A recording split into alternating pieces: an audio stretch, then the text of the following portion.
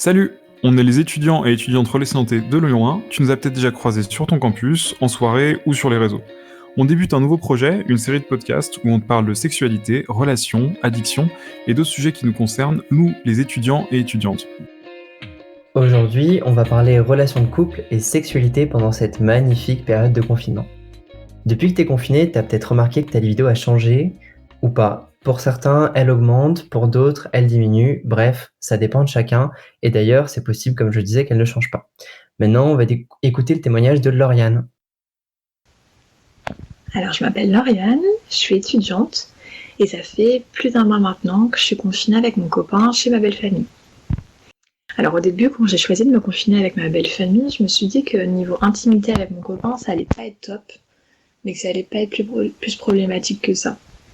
Et puis au final, je me rends compte qu'en étant avec quelqu'un H24, et bien forcément, il n'y a plus cet effet de manque qu'on a normalement, le désir qu'on a quand on se retrouve, tout ça.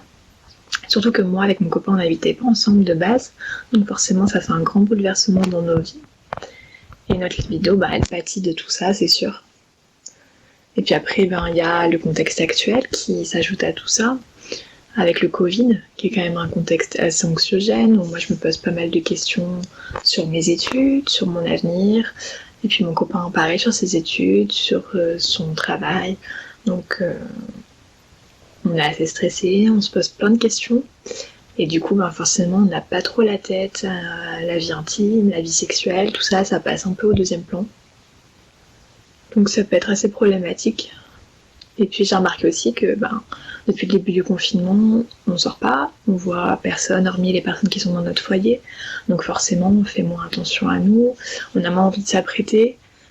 Donc ça aussi, ça joue forcément sur la vie intime, la vie sexuelle, puisqu'on a moins de désir. Merci beaucoup à Lauriane d'avoir participé à notre premier podcast en nous partageant ton expérience du confinement. Même si le confinement restreint nos déplacements, l'achat de moyens de contraception ou tests de grossesse reste bien évidemment un achat de première nécessité. Au passage, consultations de prévention et gynécologiques peuvent être des déplacements nécessaires, donc appelle ton médecin avant de t'y rendre si tu as un doute. Le service de santé universitaire reste ouvert sur le campus de la DOA. Il est accessible à tous les étudiants et étudiantes de Lyon 1.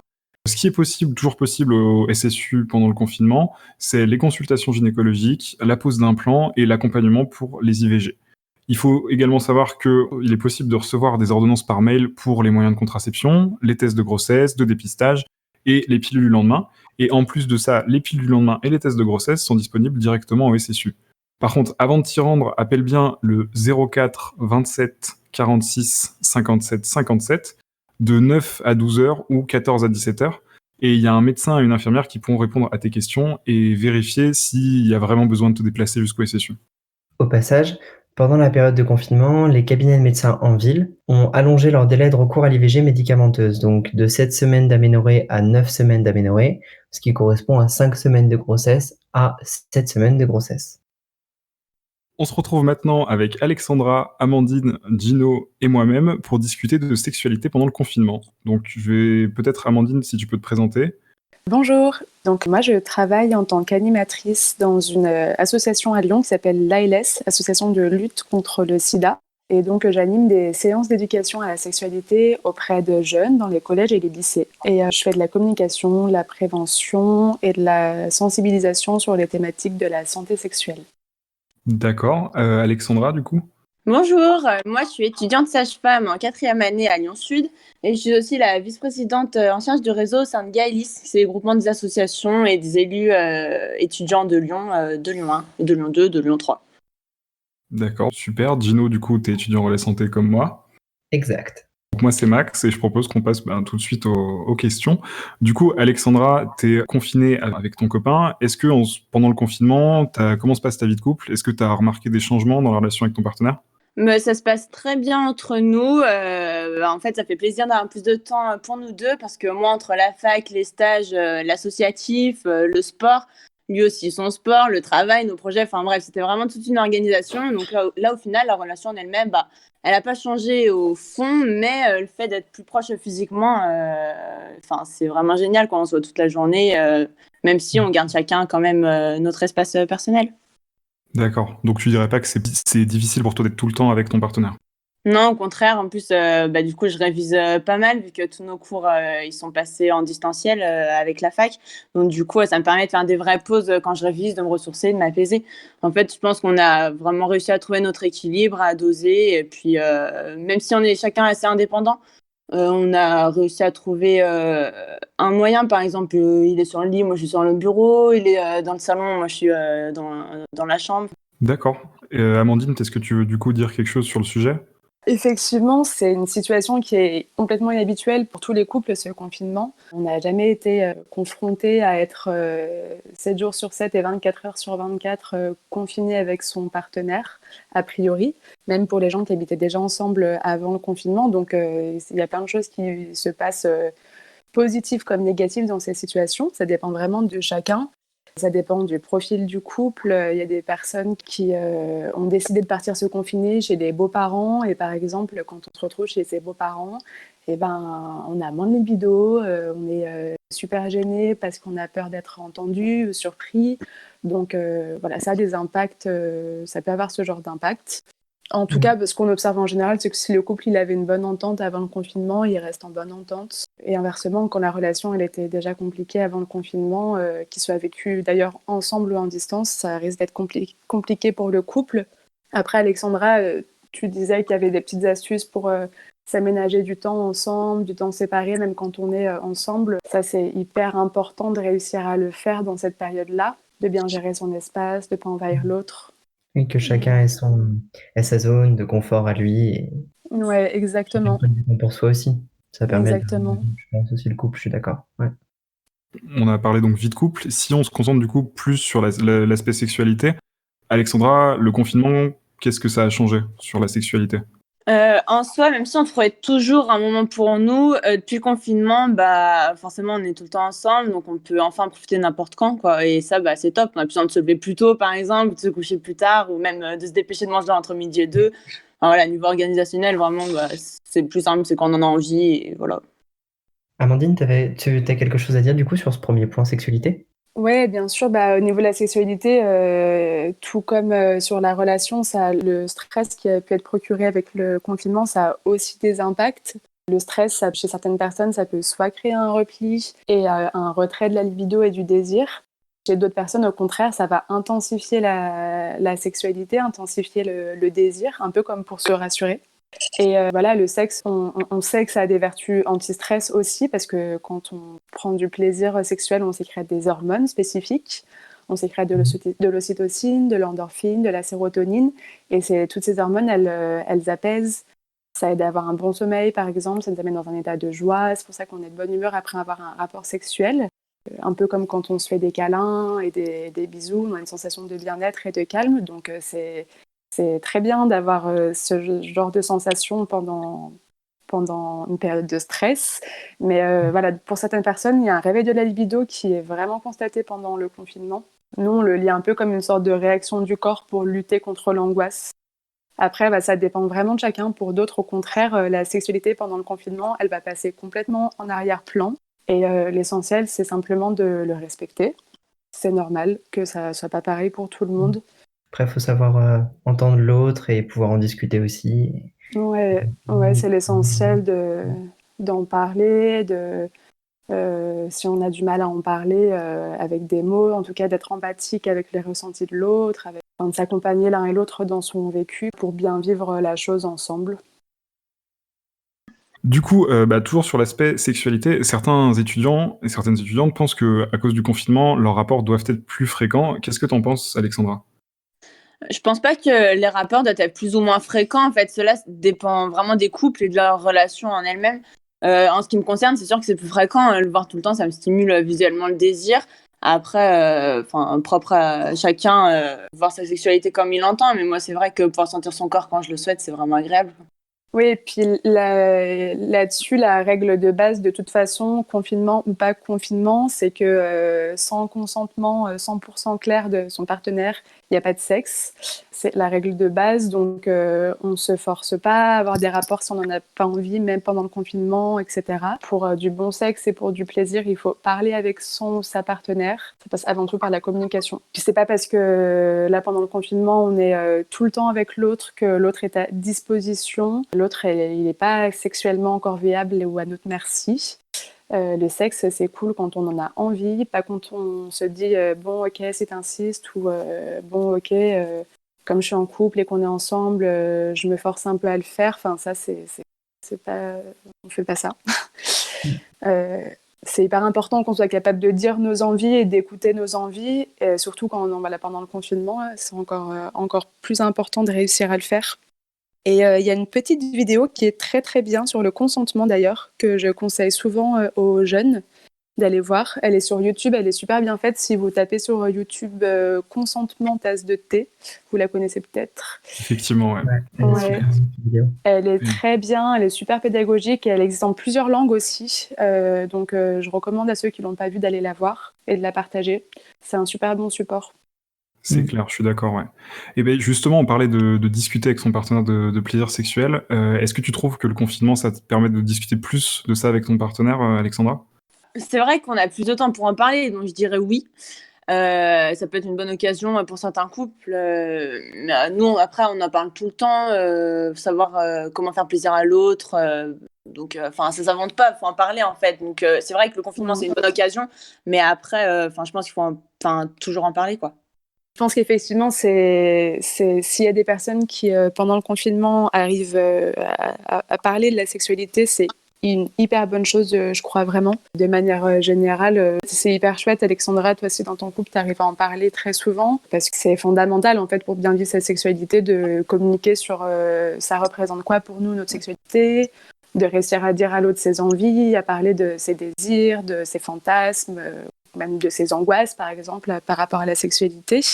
Et écouter et comprendre les envies de son partenaire, c'est vraiment fondamental. Donc oui, c'est intéressant, je trouve, de rappeler que la sexualité, c'est un sujet exactement comme les autres et que c'est bien d'en parler de manière générale. Ça ne devrait pas être aussi gênant ou aussi tabou de parler de sexualité. Enfin, qu'au contraire, le fait d'en faire un tabou, c'est ça qui est dangereux. Donc voilà, c'est hyper enrichissant d'essayer de parler de sexualité, de mettre des mots, d'utiliser notre vocabulaire pour amener tout ça. Et au passage, on a du coup parlé plaisir, mais un bon moyen quand même de se connaître avant de se connaître en couple, c'est aussi la masturbation. Alexandra, toi, qu'est-ce que tu penses par rapport à la masturbation pendant cette période de confinement?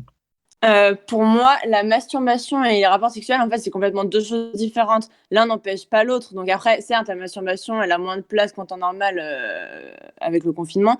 Mais attention, si je vais rappeler, se masturber en étant en couple, ça veut surtout pas dire qu'on n'a pas envie de l'autre. Il faut complètement se déculpabiliser de ça.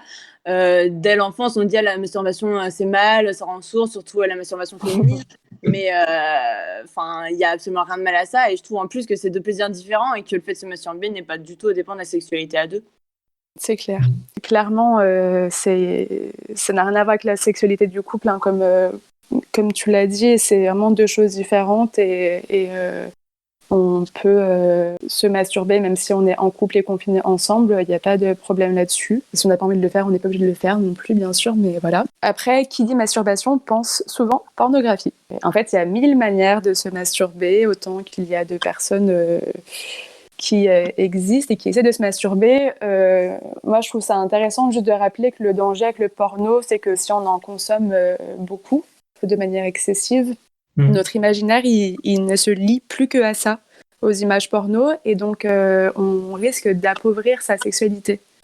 Et en plus, le porno, on le sait, je pense que tout le monde le sait, ça véhicule beaucoup de stéréotypes très sexistes, donc ça peut être assez dangereux de se nourrir que de ça comme image, encore plus quand on est jeune. Du coup, ce qui est chouette pendant ce confinement, c'est qu'il y a plein de gens qui ont hyper envie de se masturber et qui ont bien raison d'en profiter. Et voilà, chacun trouve les façons de se toucher pour se faire plaisir. Et en général, quand on se met à la pratique, on se rend vite compte qu'on devient très créatif en la matière. Il y a d'autres manières qui sont utilisées par les gens pour découvrir la sensualité ou l'érotisme, que ce soit en livre ou en film.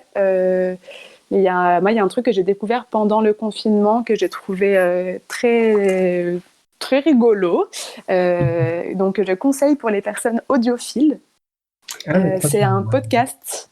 Enfin, un podcast. Je sais pas si c'est lyonnais d'ailleurs ou pas. Ça s'appelle cox.org et vox.org. Ouais, si je vois ce que c'est. Ouais, tu vois ce que c'est. C'est Cox avec 3X et Vox avec 3X. Voilà, je vous en dis pas plus, je sais pas, mais je vous conseille d'aller faire un tour, d'écouter quelques enregistrements quand vous avez envie de vous détendre. C'est plutôt chouette. C'est en fait du contenu érotique, mais auditif. Ça change de ce qu'on peut s'imaginer d'une sexualité qui est très visuelle, alors qu'il y a d'autres moyens qui permettent de fonctionner l'imaginaire, et c'est vrai que ça peut être sympa. Ouais, exactement. Je crois qu'on a fait le tour à peu près de tout ce qu'on souhaitait aborder. En petite Amandine, du coup, est-ce que tu aurais des petits tips ou petits conseils pour les personnes qui vivent leur confinement en couple, ensemble, physiquement? Ouais, je voulais revenir sur le fait que vivre ensemble, ça ne veut pas dire tout faire ensemble. On peut vraiment s'aménager des moments de solitude, même en présence de l'autre. Même si on est dans la même pièce, quelqu'un peut être sur le bureau et l'autre sur le lit. On peut regarder une série tout seul, on peut dessiner, on peut écouter un podcast dans ses écouteurs, on peut méditer, enfin voilà. Et c'est hyper important de respecter l'intimité de l'autre au maximum. On ne va pas parler à celui qui n'a pas envie de parler. On essaie de ne pas se bousculer pendant ces moments-là. Après, on peut aussi prendre le temps de faire des choses ensemble qu'on n'a pas le temps de faire en temps normal. Moi, je voulais aussi dire qu'il fallait faire attention quand même aux messages. Moi, j'ai beaucoup entendu sur les réseaux sociaux depuis le début du confinement qu'il fallait absolument en profiter pour faire du sport et obtenir un summer body et puis cuisiner des trucs super healthy, etc. Et je trouve que ça peut vraiment faire culpabiliser et en rendre encore plus mal certaines personnes. Donc, moi, j'ai plutôt envie d'envoyer le message contraire et de dire que l'essentiel, c'est de faire des choses qui nous font du bien à nous dans la journée. Enfin, tout seul ou en couple. Si parfois on a envie de binger toute la journée sur son canapé en mangeant des chips, on le fait, ça nous fait du bien, c'est pas grave du tout. Et ça, c'est quelque chose qui s'applique à soi et à deux dans le couple également. Enfin, je pense que c'est important de ne pas se mettre une pression énorme sur le fait qu'il faut absolument réussir son confinement ou réussir sa sexualité dans son couple pendant le confinement. Et en tout cas, merci beaucoup à toi, Amandine, et à Alexandra pour avoir participé à notre premier podcast. Merci beaucoup à vous d'avoir organisé ça. Oui, c'est super intéressant. Pour clore ce podcast, une information importante. Depuis le début du confinement, 30% de signalements en plus de violences conjugales. C'est énorme. Pour rappel, il existe des dispositifs pour accompagner, écouter et protéger les victimes. On va faire un petit récap bref. Donc, des systèmes d'alerte en pharmacie. On peut arriver et dire au comptoir le code masque 19 si on est accompagné et qu'on ne peut pas parler librement. Des points de contact éphémères dans les centres commerciaux. Il y a aussi le service de santé universitaire qui accueille et accompagne les victimes. Il est aussi possible de se rendre sur le site arrêtonslesviolences.gouv.fr, donc un site de signalement, ou sur la plateforme de signalement aussi de l'Université Lyon 1. Ou encore appeler le 3919, qui est le numéro de référence, du lundi au dimanche, de 9h à 19h. En cas d'urgence, appelez le 17 ou par SMS au 114.